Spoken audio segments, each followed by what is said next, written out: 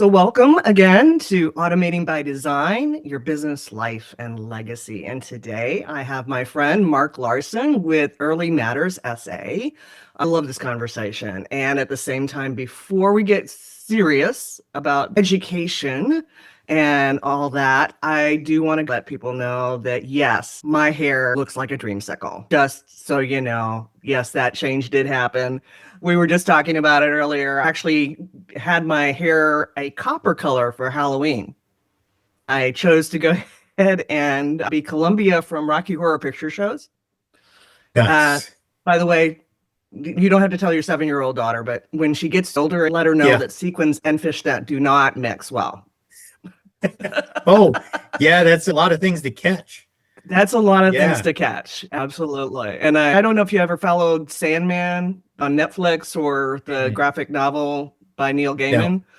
Yeah. Well, there's a character of the everlasting, including the Sandman, death, despair, and destiny, and so forth, and desire, that is called Delight, aka Nice. Delirium. And it was very Perfect. appropriate for that. So it's Yeah. just a lot of fun, having a lot of fun playing in this Yeah. chapter and enjoying life. So now we have the Perfect. dreamsicles phase. Yeah, I appreciate it. It's Yeah. it's fun. So, hey, ever since you said yes, I've been like, oh, this is going to be one of the best episodes. I truly believe that our education system within the next 5 years, if not sooner, is not going to look anything like what it looks like today. I mean, we're Yeah. already seeing so many pieces that are coming together that are changing the landscape and really Yeah. helping us recognize that kids are not getting a return on their investment, Yeah. let alone the rest of us. I mean, they put in all this effort and they're not getting, and even adults are not getting the return these days that they should get in order to go ahead and be successful in a contribution Yeah. in society and to actually be able to navigate life as we know it, let alone what's going to be coming up in the future. And so I'm just jazzed when I found out that you guys had started up Early Matters Say and are on the ground running. So help us understand Early Matters SA and why it's important. Yeah. Well, I think first, I'm grateful to you for having me here, and I'm grateful to your listeners slash watchers for coming along for this ride for a little bit and for spending a little time with us. So we've got some obvious challenges that are happening in the ecosystem. One is that 90% of a child's brain development takes place before the first day of kindergarten. So before we spend our first state dollar, 90% of the brain development already done. And related to that, a lot of the executive function skills that we hire for, so we're going to hire an accountant. I'll check if they can do credits and debits. Can they do GAAP? Can they prep for audits? But then right after that, I'm going to check for, are they good interpersonally? Can they delay gratification?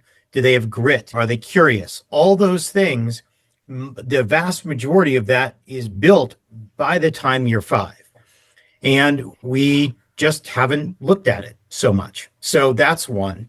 The other issue is that a lot of employers are coming to this going, I am losing employees because they can't afford to work because they have 2 children, 3 children, and the cost of childcare is now flipping their ROI for their own family, and they can't work anymore because childcare is too much. And so we've got a broken market. It costs way too much for families. It pays very little for the people in it. And we've got a kind of a broken place. So I think that the core of, if you kind of together with the highest level, if you said, gosh, I wish somebody would get everybody who's involved in early childhood education together in a room and figure out how do we improve access, quality, and affordability. And then figure out what that is. What do we need to make? Who's going to do what? Resources do we need? What policies do we need? And then help to facilitate that coming to pass. And that is basically what our role is, for the early childhood ecosystem is to try to be that clearing, that convening space to lift up what our early childhood community has said, here's what we need to do. And then let's go do it. And so that's the core of what early matters is what we wake up and work on every day. I love it. Having that holistic view and having that realistic view, because I think in so many ways, there are so many incentive systems that play too. When I was living more in the South, when I was living in Memphis, there was a popular saying of what side is your bread buttered on? And so, Mhm. yeah, everybody's bread is buttered on maybe different sides Yeah, or different types of yeah, bread and such. And so being able to go ahead and pull together with a common purpose and why yeah. and bring their expertise to bear. And also, I like the concept of being curious. What if we did it this way? We've never done it this way. What if we tried it? What do we think could happen? It's helpful that this is, I think, one of the few issues left that is consistently supported, or at least acknowledged that it's a concern and an opportunity with both the left and the right out there generally. It receives very high bipartisan support, but also, this isn't bipartisan, but families are saying, like, I need help. Did we mean to make it like this? This is really hard and it's hurting me. Businesses are like, this is a major problem. We've had a number of folks who've said something along the lines of this, not these words exactly, but basically like, look, I'm in this for families. I'm in this for economic mobility. But the reality is to make more money for my business, it's still the right thing because the impact of us not having an effective and affordable and efficient childcare system in San Antonio, in Texas, in America is costing businesses a ton of money.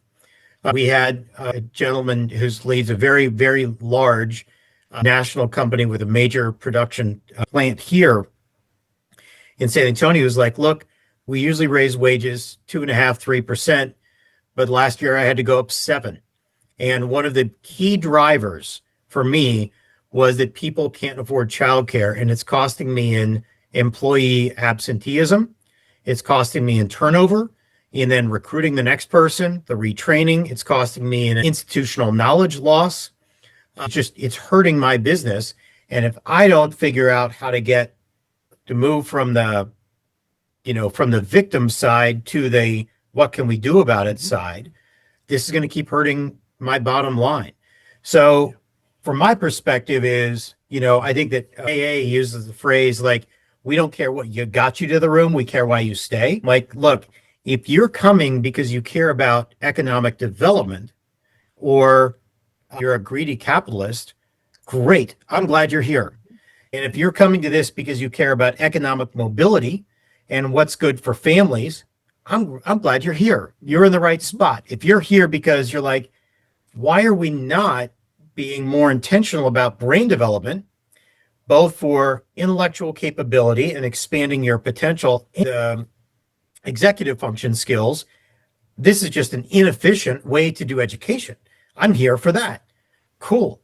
Those are all great reasons for people to show up to this work, and people are showing up for all of those reasons. And we love it because they are all part of what is addressable, we believe, with increasing access, quality, and affordability in this work. Absolutely. And the long-term effects, I remember I had an opportunity to go ahead and join several business folks to have a small, intimate 50 people conversation with Lamar Alexander, just in charge of education, science, and he was handling a lot of really great questions, really tough questions. And I was actually asking a bit about education because from a vested interest as a business owner, I revealed the fact that even in my industry, I cannot hire a person with an MBA for entry level position because they don't have those skills. They don't have the executive function skills. this is an important starting point for a common Yeah. thread, I think, in what's going on with our education system, and that we are allowing subpar to be passable. And yet, I always talk about first robotics. I've judged the competitions Yeah. and such, and I love it, love it, love it, because that organization teaches teamwork and critical thinking and attitude and bridges a lot of the gap. Yeah. And even a C student actually would be more qualified than that MBA in today's It's true. environment. It gets exacerbated also when we think about what's coming with AI and can you do calculus? Well, actually, I mean, I was a calculus teacher for many years. I don't know that we need to teach calculus anymore. AI can do that so much faster. So, but what we do need to still train for and make sure we're maximizing is, are you good at asking good questions? Are you good at the interpersonal work? Are you good at place-based work? And frankly, you know, my daughter's a first grader, and that was part of how we decided what school will help her prepare for that future. So we did a lot of that work to, you know, at home with her growing up and choosing what early childhood experiences she has and had so that we can maximize that for her. And how do we keep her going down that path? But there is the opportunity and the obligation to maximize that brain development time is extremely high. And I think that collectively we have an opportunity to be much more thoughtful and intentional about how we build better systems, how we build better structures, how we build better rhythms, how we create better tools for navigation, for early childhood professionals, for parents, for business owners, all of those pieces. And that's what we show up to work on, is to help us maximize all those things: economic development, economic mobility, brain development. Yes, yes, yes. Yes, all